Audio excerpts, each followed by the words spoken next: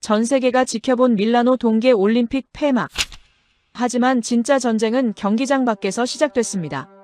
70년 올림픽 역사상 단 한 번도 없었던 S급 판정의 주인공, 한국 때문이었습니다. 올림픽이 끝나면 아무도 기억 못할 것이라며 비아냥대던 외신 기자들. 그들은 지금 자신들의 눈을 의심하고 있습니다. 밀라노 한복판에서 수만 명의 인파가 파도처럼 밀려드는 광경, 그 끝엔 태극기가 휘날리고 있었습니다. 유럽인들의 자부심을 완전히 박살내고 그들을 한국의 매력 앞에 무릎 꿇게 만든 진짜 저력은 무엇이었을까요? 23년차 기자의 팬들을 멈추게 만든 대한민국 역대급 반전 스토리, 지금 시작합니다. 잠깐, 지금 이 이야기를 어디에서 듣고 계신지 댓글로 알려주세요.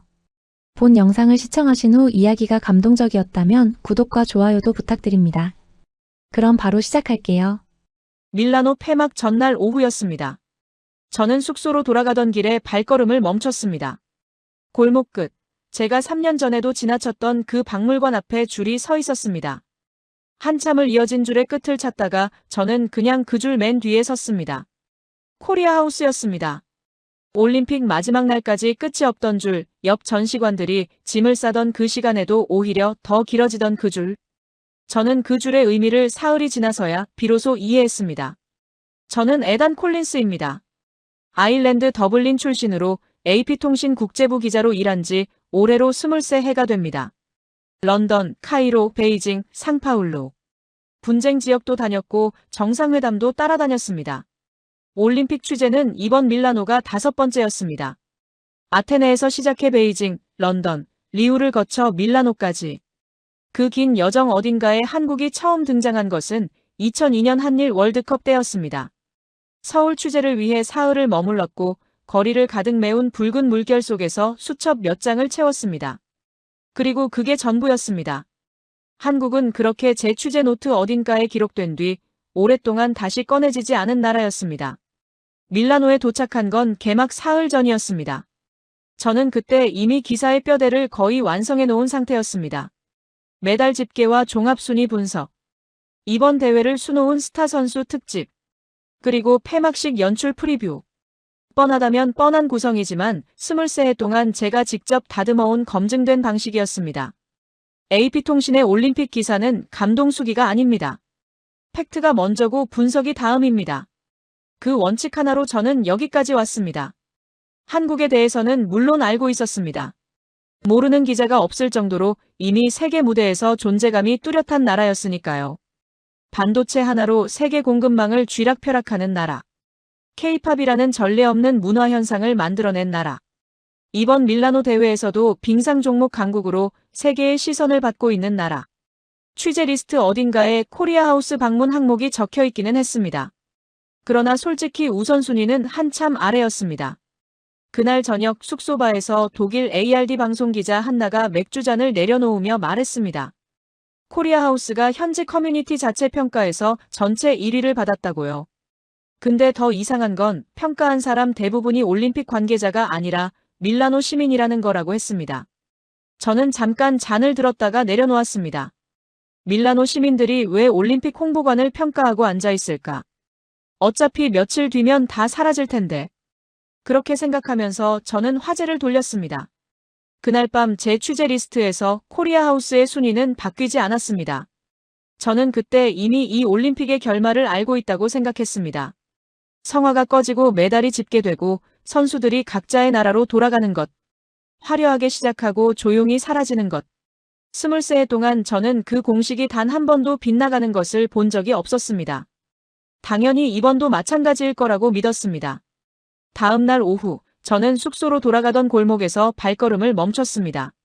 3년 전 밀라노 패션 위크 취재 때도 지나쳤던 그 박물관 앞에 줄이 서 있었습니다. 빌라 네키 캄필리오. 밀라노에서 가장 품격 있는 문화공간 중 하나로 꼽히는 곳이었습니다. 그런데 그 정문 앞에서 시작된 줄이 골목 끝까지 이어져 있었습니다. 저는 줄의 끝을 찾으려 했지만 찾을 수가 없었습니다. 그냥 맨 뒤에 섰습니다. 코리아 하우스였습니다. 저는 그 순간 한나가 했던 말을 떠올렸습니다. 그리고 처음으로 제 취재 리스트를 다시 꺼냈습니다. 줄 맨 뒤에 서서 앞을 살폈습니다. 소란스럽지 않았습니다. 고함도 없었고 현란한 조명도 없었습니다. 관람객을 끌어당기는 과장된 퍼포먼스도 보이지 않았습니다. 그런데 줄이 길었습니다.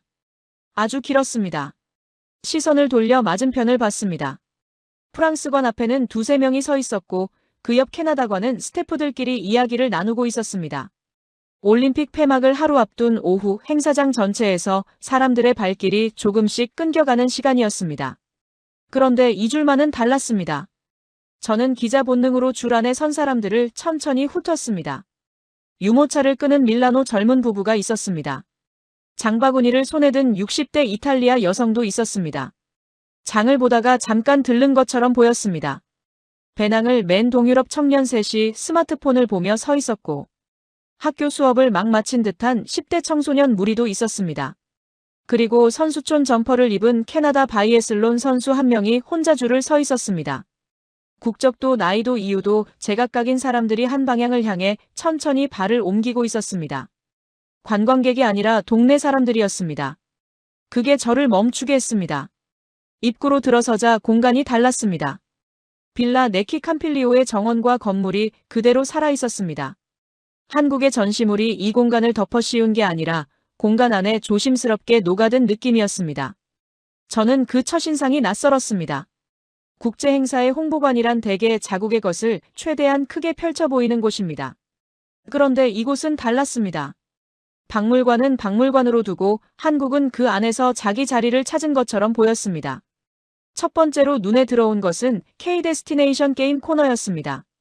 화면 앞에 서면 몇 가지 질문이 나오고 여행 성향을 진단해서 한국 관광지를 추천해주는 인터랙티브 체험이었습니다. 줄 서 있던 60대 이탈리아 여성이 화면 앞에 섰습니다. 잠시 후 추천 결과가 떴습니다. 제주도였습니다. 그녀는 화면을 한참 들여다보더니 혼자 웃었습니다. 그리고 스마트폰을 꺼내 화면을 찍었습니다. 누군가에게 보여주고 싶은 표정이었습니다. 저는 그 장면을 보면서 뭔가 이상하다는 생각이 들었습니다. 이상하다는 표현이 맞지 않을 수도 있습니다. 낯설다는 편이 더 정확했습니다. 제가 수십 개의 국제 행사에서 봐온 홍보관들은 대부분 방문객을 구경꾼으로 만들었습니다. 전시를 보여주고 설명하고 사진을 찍게 하는 방식. 그런데 이 공간은 방문객을 경험자로 만들고 있었습니다.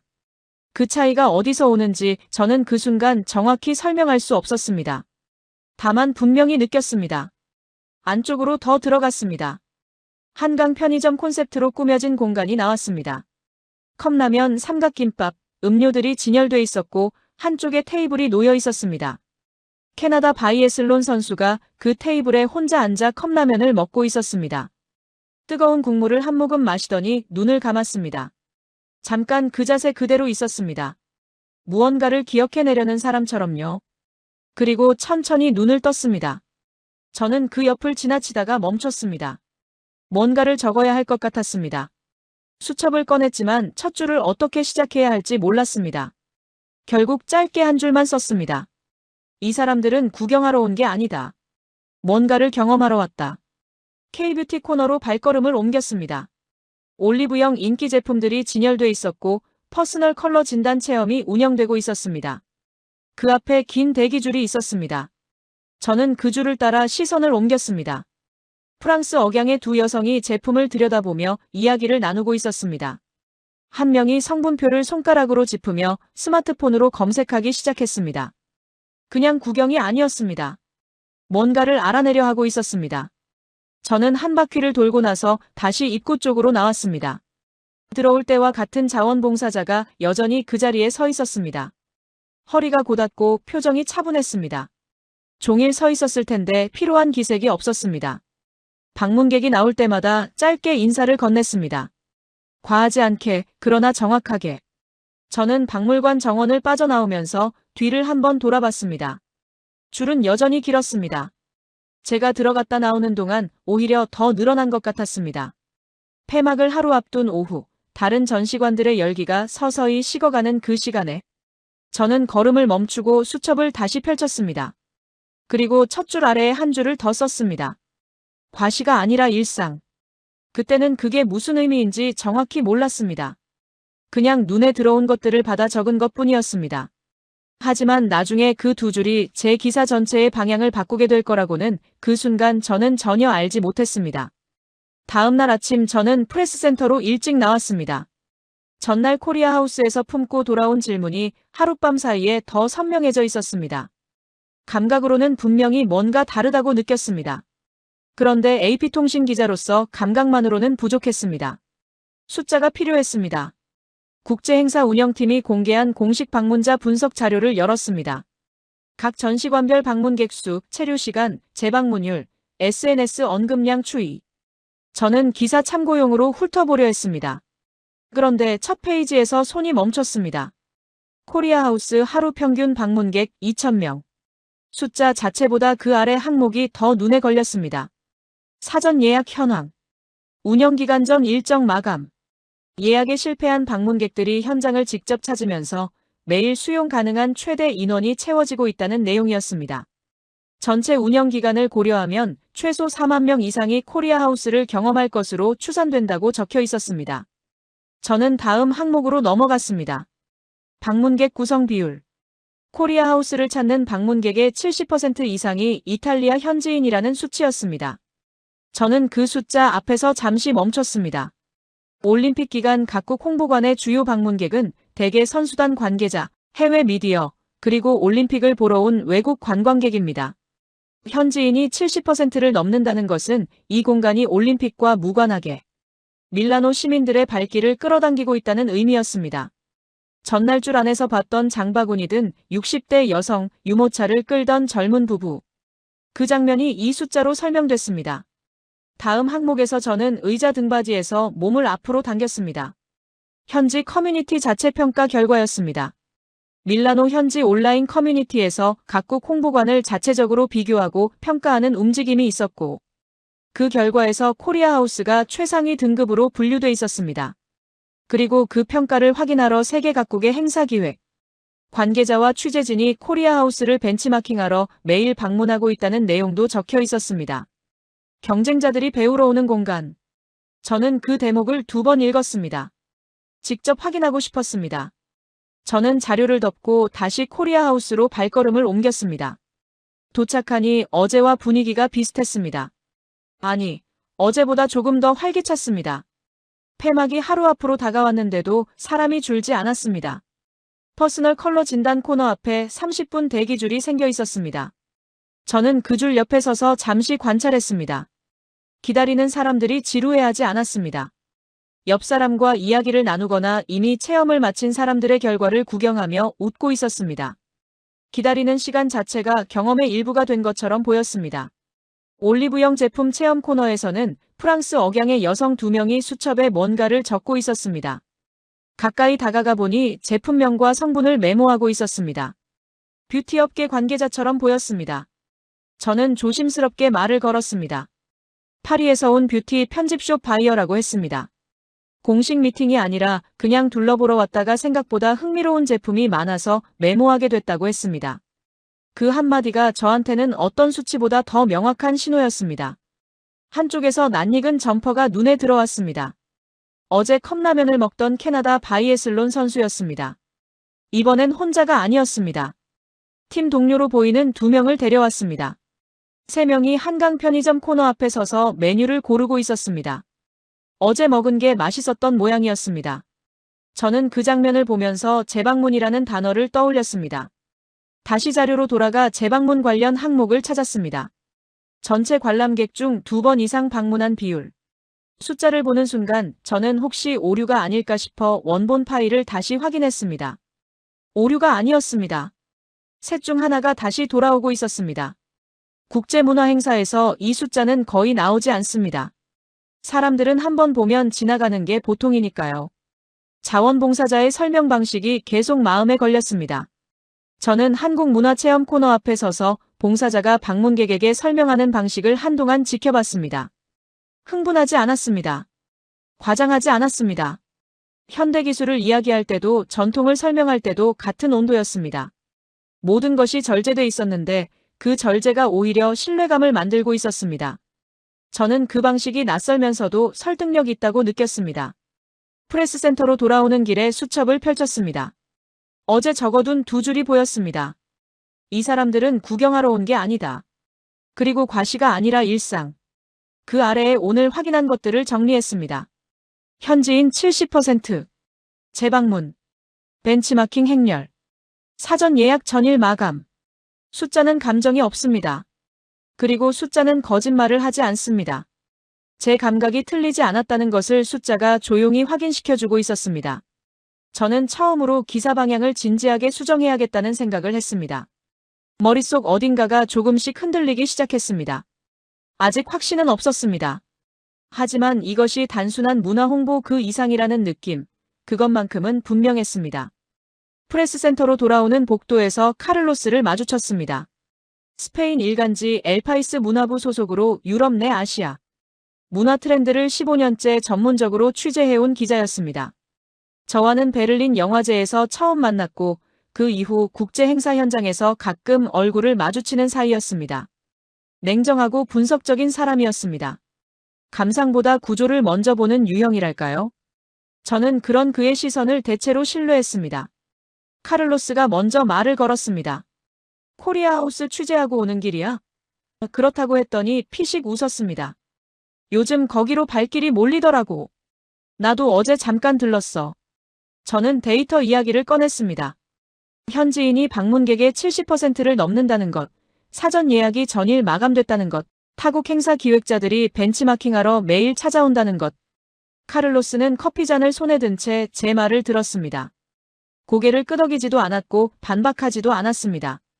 그냥 듣고 있었습니다. 제가 말을 마치자 그는 잠시 창밖을 바라보다 입을 열었습니다. 숫자는 인상적이지. 근데 에단 생각해봐. 한국이 이런 기획에 얼마를 쏟아부었겠어. 빌라 네키 캄필리오 대관료만 해도 어마어마할 거야. 자원봉사자 교육, 콘텐츠 설계, 협력기관 섭외. 전부 돈이라고. 자본으로 만들어낸 인상이야. 저는 반박하려다 멈췄습니다. 틀린 말이 아니었으니까요. 카를로스는 계속했습니다. K-팝도 마찬가지 아니야? 기획사가 수십억을 들여 아이돌을 만들어내고 세계 시장에 내보내는 구조잖아. 철저하게 설계된 감동이라고. 문화는 원래 자연스럽게 스며드는 거야. 이렇게 치밀하게 설계된 감동은 오래 못 가. 10년 뒤에도 사람들이 코리아하우스를 기억하겠어? 그 말이 날카롭게 꽂혔습니다. 반박하지 못했습니다. 솔직히 저도 비슷한 생각을 해왔으니까요. K-팝이 세계를 휩쓸기 시작할 때 저는 그것을 정밀하게 설계된 문화상품으로 분류했습니다. 일본 애니메이션이 90년대를 장악했다가 밀려났고 미국 팝 문화가 그 자리를 채웠다가 또 다른 무언가에게 바통을 넘겼습니다. 파도는 항상 바뀌는 법이었습니다. 카를로스의 논리는 간결했습니다. 자본이 만든 인상은 자본이 빠지면 사라진다. 한국이 세계 무대에 내밀고 있는 것이 정교하게 포장된 상품이라면 그 포장이 낡아지는 순간 안에 아무것도 남지 않는다는 것이었습니다. 저는 프레스센터로 돌아와 의자에 앉았습니다. 카를로스의 말이 머릿속에서 맴돌았습니다. 불편했습니다. 그런데 그 불편함의 정체가 그의 말이 틀렸기 때문이 아니라는 것을 저는 알고 있었습니다. 반박하고 싶은데 당장 손에 쥔 근거가 없었습니다. 감각으로는 분명히 뭔가 다르다고 느꼈지만 그것을 논리로 세울 수가 없었습니다. 전날 코리아하우스에서 봤던 장면들이 하나씩 떠올랐습니다. 제주도 추천 결과를 보며 혼자 웃던 60대 이탈리아 여성. 컵라면 국물을 한 모금 마시고 눈을 감던 캐나다 선수. 올리브영 제품 성분을 수첩에 메모하던 파리 바이어. 그 표정들이 설계된 반응처럼 보이지 않았습니다. 적어도 저한테는 그랬습니다. 그런데 카를로스가 옳다면 그 표정들도 결국 정교한 기획의 산물이라는 뜻이었습니다. 저는 그 가능성을 정면으로 마주해야 했습니다. 노트북을 열었습니다. 자료를 처음부터 다시 파고들기로 했습니다. 이번엔 다른 각도에서였습니다. 카를로스의 말이 맞는지 틀린지 확인하고 싶었습니다. 감각이 아니라 숫자로. 인상이 아니라 구조로. 한국이 세계 무대에서 실제로 어떤 자리를 차지하고 있는지 처음부터 다시 들여다보기로 했습니다. 밀라노의 밤이 깊어가고 있었습니다. 프레스센터 안에는 저 혼자였습니다. 화면 불빛만 켜져 있었습니다. 저는 검색창에 첫 번째 키워드를 입력했습니다. 카를로스의 말을 검증하려면 한국이 세계 무대에서 실제로 어떤 자리를 차지하고 있는지부터 확인해야 했습니다. K-팝과 드라마가 뜨기 시작한 게 2010년대 중반이었습니다. 그렇다면 그 이전에 한국은 세계에 무엇을 내밀고 있었을까요? 저는 그 질문을 손에 쥐고 자료를 역방향으로 파고들기 시작했습니다. 첫 번째로 나온 숫자는 한국 콘텐츠 산업 수출 규모였습니다. 2023년 기준 약 130억 달러. 저는 그 숫자보다 그 아래 꺾은 선 그래프에 시선이 머물렀습니다. 성장 곡선이 시작된 시점이 2012년이었습니다. K-팝이 세계적으로 폭발하기 전 한국 드라마가 넷플릭스를 통해 전 세계로 퍼지기 훨씬 전이었습니다. 문화 콘텐츠 수출은 이미 그때부터 조용히 커지고 있었습니다. 10년 새 약 4배. 이 성장이 단순히 K-팝 열풍의 결과라면 그래프는 2015년 이후에 갑자기 솟아야 했습니다. 그런데 곡선은 완만하고 꾸준했습니다. 유행이 아니라 축적의 모양이었습니다. 망산 수출 자료로 넘어갔습니다. 2022년 170억 달러를 돌파하며 세계 9위. 저는 이 숫자가 처음엔 뜬금없이 느껴졌습니다. 문화 행사를 취재하다가 왜 방산 수출인가? 그런데 자료를 읽어내려가면서 그 연결이 보이기 시작했습니다. 폴란드는 2022년 한국산 K 전차와 K9 자주포 대규모 도입 계약을 체결했습니다. 계약 규모만으로도 세계 방산 역사에 기록될 만한 수준이었습니다. 저는 당시 폴란드 측 발언을 찾아봤습니다. 단가 때문이 아니었습니다. 폴란드 국방부 관계자의 발언이 자료에 남아 있었습니다. 한국은 납기를 지키는 나라라는 것, 계약한 것을 계약한 대로 이행하는 신뢰가 선택의 이유였다는 내용이었습니다. 호주는 한국산 잠수함 건조 기술을 검토했고 아랍에미리트와 이집트는 방산 협력 계약을 체결했습니다. 모두 비슷한 맥락이었습니다. 화려한 프레젠테이션이 아니라 한 번 맺은 약속을 지켜온 기록이 이 계약들의 토대였습니다. 반도체 항목을 열었습니다. 삼성전자와 SK하이닉스 두 기업이 전 세계 메모리 반도체 시장의 절반 이상을 장악하고 있었습니다. 이 공급망이 흔들리면 어떻게 되는지는 코로나19 이후 세계가 직접 경험했습니다. 자동차 공장이 멈췄고 가전제품 출하가 지연됐습니다. 반도체 하나가 현대산업 전체의 혈액과 같은 역할을 한다는 것을 그때 세계가 실감했고 그 혈액의 절반 이상을 한국이 공급하고 있었습니다. 배터리 자료도 찾아봤습니다. 유럽이 전기차 전환을 선언하면서 가장 먼저 직면한 문제가 배터리 공급이었습니다. 독일, 프랑스, 이탈리아의 완성차 업체들이 생산 계획을 세우기 위해 가장 먼저 연락한 곳이 한국 배터리 기업들이었습니다. 유럽의 탄소 중립 목표가 한국 없이는 현실적으로 불가능하다는 말이 업계 안에서 공공연하게 나오고 있었습니다. 저는 화면에서 눈을 뗐습니다. 카를로스는 한국이 자본으로 인상을 만든다고 했습니다. 그런데 제가 지금 보고 있는 것은 자본의 이야기가 아니었습니다. 반도체 공급망, 방산 납기 이행, 배터리 기술 협력. 이것들은 수십 년 동안 묵묵히 쌓아온 신뢰의 기록이었습니다. K-팝이 세계를 흔들기 훨씬 전부터 한국은 이미 세계 무대에서 자기 자리를 단단하게 확보하고 있었습니다. 그렇다면 문화는 어떻게 봐야 할까요? 저는 다시 콘텐츠 수출 그래프로 돌아갔습니다. 그 완만하고 꾸준한 곡선을 다시 들여다봤습니다.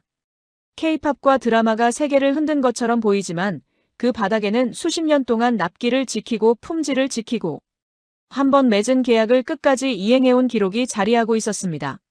문화가 혼자 뜬 게 아니었습니다. 기술이 쌓이고 산업이 확장되고 국제 무대에서 신뢰가 축적된 토대 위에서 문화가 꽃을 피운 것이었습니다. 카를로스의 논리가 인과를 거꾸로 읽고 있었다는 확신이 들었습니다. 그는 화려한 포장이 먼저 있고 그 안에 내용이 채워진다고 봤습니다. 그런데 실제로는 반대였습니다. 수십 년 동안 내용이 먼저 쌓였고 그 내용이 문화라는 형태로 세계 앞에 드러난 것이었습니다. K-팝은 뿌리가 아니라 꽃이었습니다. 저는 노트에 한 줄을 썼습니다. 자본이 아니라 신뢰가 쌓인 것이다. 그리고 그 아래에 한 줄을 더 썼습니다. K-팝은 원인이 아니라 결과다. 창밖으로 밀라노의 밤이 깊어 있었습니다. 노트북 화면만 켜져 있었습니다. 저는 처음으로 내일 기사 방향의 초안을 적기 시작했습니다. 손이 멈추지 않았습니다. 폐막 당일 아침이었습니다. 저는 평소보다 일찍 행사장으로 나왔습니다. 밀라노의 2월 새벽은 차가웠습니다. 코트깃을 세우고 걸으면서 저는 이 풍경을 23해 동안 얼마나 많이 봐왔는지를 생각했습니다. 올림픽이든 월드컵이든 G20이든 국제행사의 마지막 날 아침은 언제나 같았습니다. 화려하게 시작하고 조용히 사라지는 것. 그것이 공식이었습니다. 행사장 입구에 들어서자 예상했던 풍경이 펼쳐졌습니다. 각국 전시관들이 하나둘 짐을 꾸리고 있었습니다. 포장재를 두른 상자들이 복도에 쌓여 있었고 현수막을 걷어내는 인부들이 사다리 위에 올라가 있었습니다. 전날까지 사람들로 북적이던 공간들이 텅 빈 채 형광등만 켜져 있었습니다. 스태프들은 말없이 움직였습니다. 서두르는 것도 아니었고 아쉬워하는 것도 아니었습니다. 그냥 끝내고 있었습니다. 저는 그 풍경 속을 천천히 걸었습니다. 낯설지 않았습니다.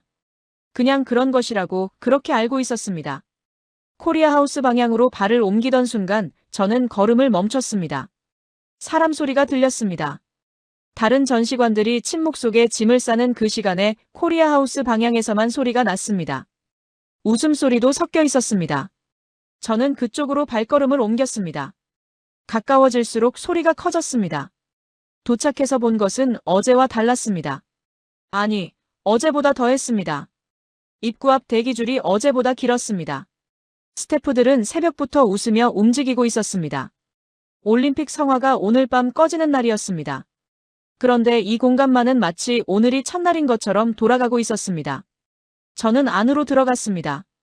공간 전체를 한 바퀴 훑었습니다. 그러다 한쪽 테이블에서 발이 멈췄습니다.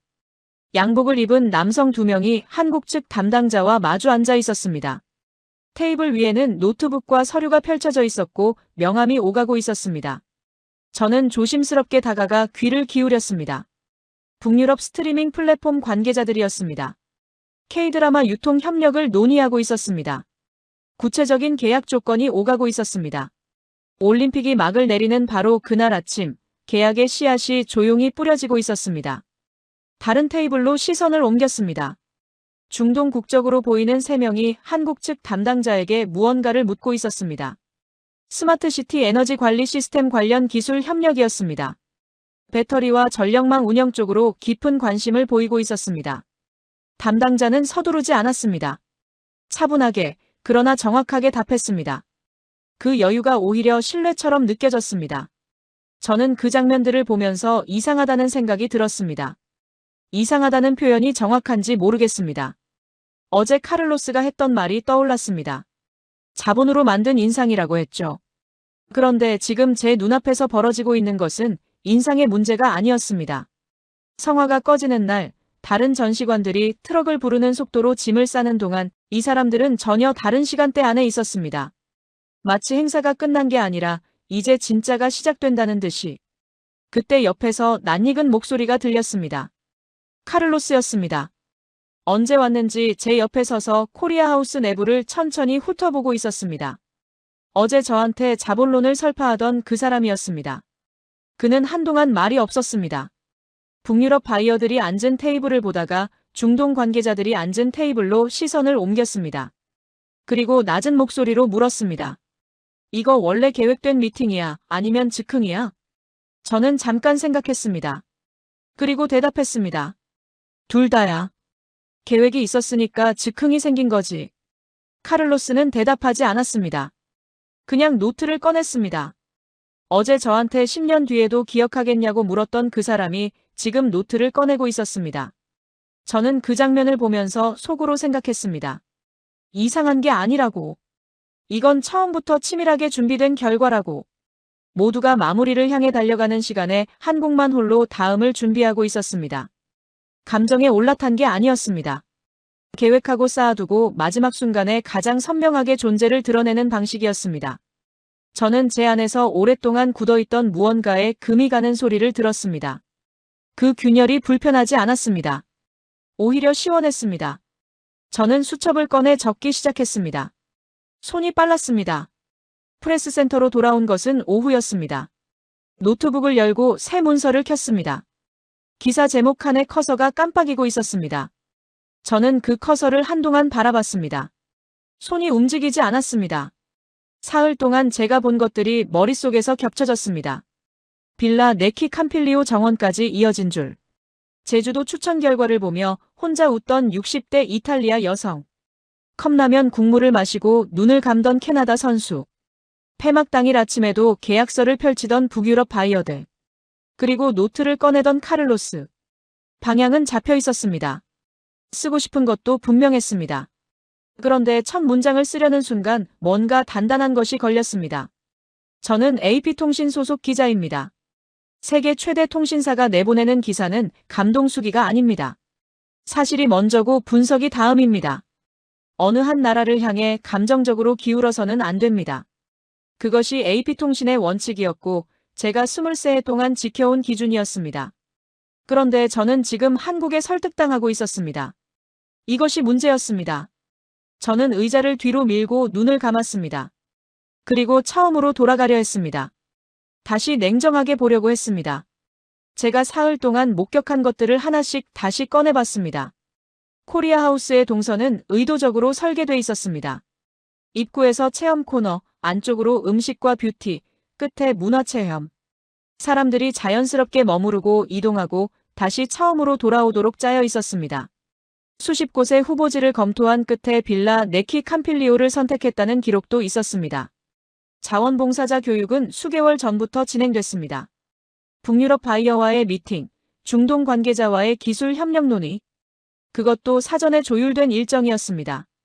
전부 계획된 것이었습니다. 저는 그 사실 앞에서 잠시 멈췄습니다.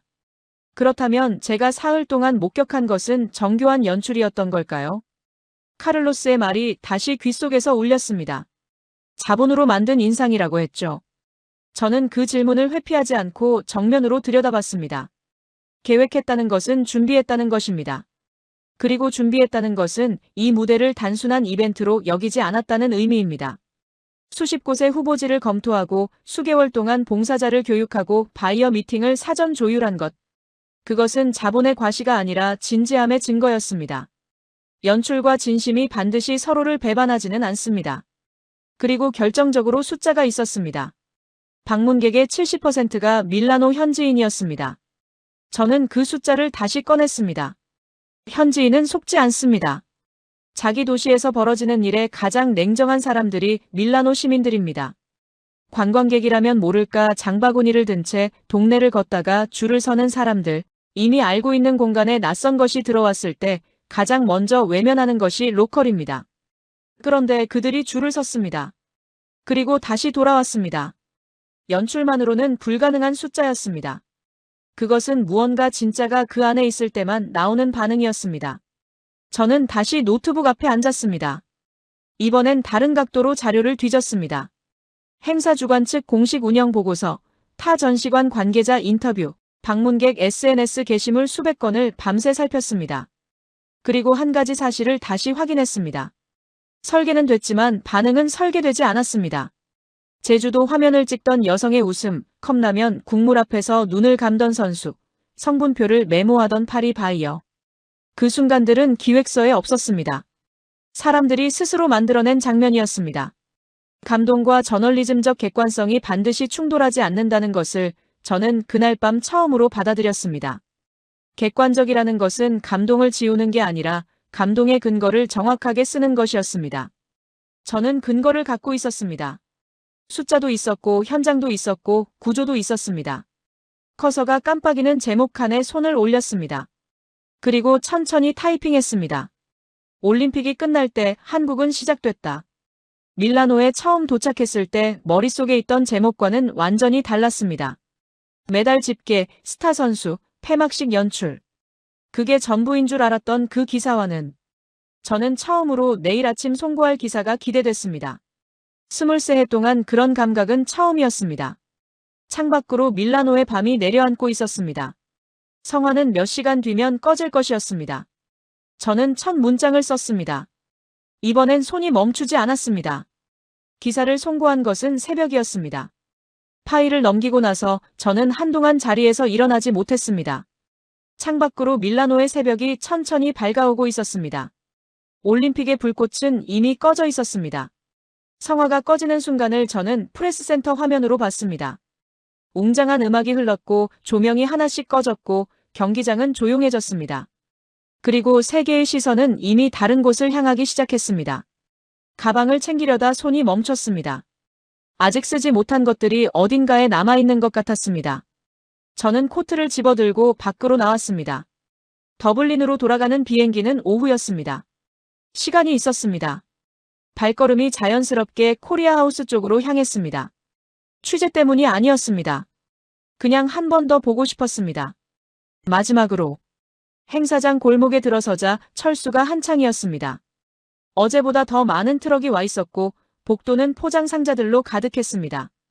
간판이 내려지고 조명이 꺼지고 사람들이 떠났습니다. 올림픽이 끝난 도시는 언제나 이런 모습이었습니다. 어제까지 세계의 중심이었던 공간이 하룻밤 사이에 그냥 건물로 돌아가는 것. 저는 그 풍경을 23해 동안 수도 없이 봐왔습니다. 코리아하우스 앞에 도착했습니다. 어젯밤에 정리를 마쳤는지 입구는 닫혀 있었습니다. 테이블도 그릇도 사라져 있었습니다. 어제까지 사람들이 줄을 서던 그 자리에 아무것도 없었습니다. 처음부터 아무것도 없었던 것처럼 깔끔했습니다. 저는 그 앞에 한동안 서 있었습니다. 그런데 안쪽에서 소리가 들렸습니다. 작은 소리였습니다. 저는 열려있는 쪽문으로 들어갔습니다. 마지막 정리를 하는 스태프 몇 명이 있었습니다. 그리고 한쪽 구석에 한복 포토존이 아직 그대로였습니다. 철수가 덜 된 것인지 아니면 마지막까지 남겨둔 것인지는 알 수 없었습니다. 포토존 앞에 노인 한 명이 서 있었습니다. 70대로 보이는 이탈리아 할아버지였습니다. 혼자였습니다. 누군가를 기다리는 것처럼 보였습니다. 저는 방해하지 않으려고 조금 떨어진 곳에 섰습니다. 잠시 후 안쪽 탈의 공간에서 소녀가 나왔습니다. 15살쯤 되어 보이는 이탈리아 소녀였습니다. 한복을 입고 있었습니다. 연한 하늘색 저고리에 짙은 남색 치마였습니다. 소녀는 치마 자락을 조심스럽게 잡으며 할아버지 앞에 섰습니다. 할아버지가 스마트폰을 들었습니다. 손이 조금 떨렸습니다. 나이 때문인지 감정 때문인지는 알 수 없었습니다. 그는 천천히 화면을 맞추고 셔터를 눌렀습니다. 1장, 2장, 3장. 할아버지가 화면을 들여다봤습니다. 그리고 소녀를 불렀습니다. 소녀가 옆에 붙어 화면을 같이 봤습니다. 두 사람이 나란히 서서 사진을 들여다보는 그 뒷모습을 저는 한동안 바라봤습니다. 소녀가 근처에 있던 자원봉사자에게 물었습니다. 마지막 정리를 하던 청년이었습니다. 이 옷이 무슨 의미예요? 자원봉사자가 하던 일을 멈추고 소녀 쪽으로 돌아섰습니다. 허리를 살짝 숙이며 말했습니다. 오래전부터 특별한 날에 입어온 옷이에요. 가족이 함께하는 날, 새해, 결혼, 태어난 날. 소중한 순간마다 이 색깔들이 함께했어요. 소녀가 자기 치마를 내려다봤습니다. 그리고 할아버지를 올려다봤습니다. 할아버지는 대답 없이 스마트폰을 들어 사진을 한 장 더 찍었습니다. 그리고 화면을 들여다보며 웃었습니다. 말이 없는 웃음이었습니다. 소란스럽지 않았습니다. 그냥 조용히 오래 웃었습니다. 저는 수첩을 꺼냈습니다. 그리고 한 줄을 썼습니다. 한국은 자신을 설명하지 않았다. 경험하게 했다. 잠시 그 문장을 들여다봤습니다. 그리고 그 아래에 한 줄을 더 썼습니다. 한국이 세계에 판 것은 상품이 아니었다. 기억이었다. 저는 수첩을 덮고 그 자리에 서서 코리아하우스의 마지막 풍경을 눈에 담았습니다. 한복 포토존이 천천히 해체되기 시작했습니다. 스태프들이 조심스럽게 옷걸이를 내리고 천을 걷었습니다. 요란하지 않게, 서두르지 않게, 왔을 때처럼 조용히. 저는 그 방식이 낯설지 않다는 것을 알았습니다. 사흘 동안 제가 이 공간에서 목격한 모든 것이 그랬습니다. 과시하지 않았습니다. 크게 말하지 않았습니다. 그냥 준비한 것을 보여줬고 경험하게 했고 기억 속에 색깔을 남겼습니다. 밀라노 공항으로 향하는 택시 안에서 저는 창밖을 봤습니다. 도시는 평범했습니다. 올림픽의 흔적이 이미 지워지기 시작한 거리. 현수막이 내려진 자리, 텅 빈 광장. 세계는 빠르게 다음으로 넘어가고 있었습니다. 그런데 저는 알고 있었습니다. 장바구니를 든 채 줄을 섰던 60대 이탈리아 여성은 오늘 저녁 누군가에게 제주도 이야기를 꺼낼 것이라는 것을. 컵라면 국물을 마시던 캐나다 선수는 집에 돌아가서도 그 맛을 기억할 것이라는 것을. 그리고 하늘색 저고리를 입고 할아버지 앞에 섰던 소녀는 오늘 찍은 사진을 오래 간직할 것이라는 것을. 그들은 각자의 나라로 돌아가 그것을 이야기할 것입니다. 그리고 그 이야기가 또 다른 누군가를 한국으로 향하게 만들 것입니다. 선언이 아니라 기억으로, 홍보가 아니라 경험으로. 더블린으로 돌아가면 저는 편집장에게 한국 관련 장기 기획을 제안할 생각입니다. 단순한 문화 소개가 아닙니다. 왜 이 나라가 세계 무대의 중심으로 조용히 그러나 분명하게 이동하고 있는지 그 구조 전체를 짚어볼 것입니다. 트렌드가 아니라 축적에 대해, 화려함이 아니라 신뢰에 대해, 그리고 수십 년 동안 단 한 번도 내려놓지 않은 약속에 대해 그 이야기를 반드시 써야 한다고 느꼈습니다. 올림픽은 끝났습니다. 성화는 꺼졌고 선수들은 떠났고 세계의 시선은 다른 곳을 향했습니다. 그러나 밀라노의 어느 골목, 빌라 네키 캄필리오 정원에서 시작된 그 줄의 의미는 꺼지지 않았습니다. 그것은 끝이 아니었습니다. 한국은 이제 막 시작하고 있었습니다. 여러분, 오늘의 이야기는 여기까지입니다. 에다는 밀라노에서 줄의 끝을 찾지 못했습니다. 어쩌면 그 줄은 아직도 끝나지 않은 것인지도 모릅니다. 세계가 한국을 향해 발걸음을 옮기기 시작했습니다. 그 시작에 여러분도 함께 계십니다. 우리가 지켜온 것들이 세계를 움직이고 있습니다. 그것으로 충분합니다. 구독과 좋아요로 응원해주시면 더 감동적인 이야기로 찾아뵙겠습니다. 오늘도 여러분 모두 따뜻하고 건강한 하루 보내시길 바랍니다. 긴 영상 끝까지 시청해주셔서 감사합니다.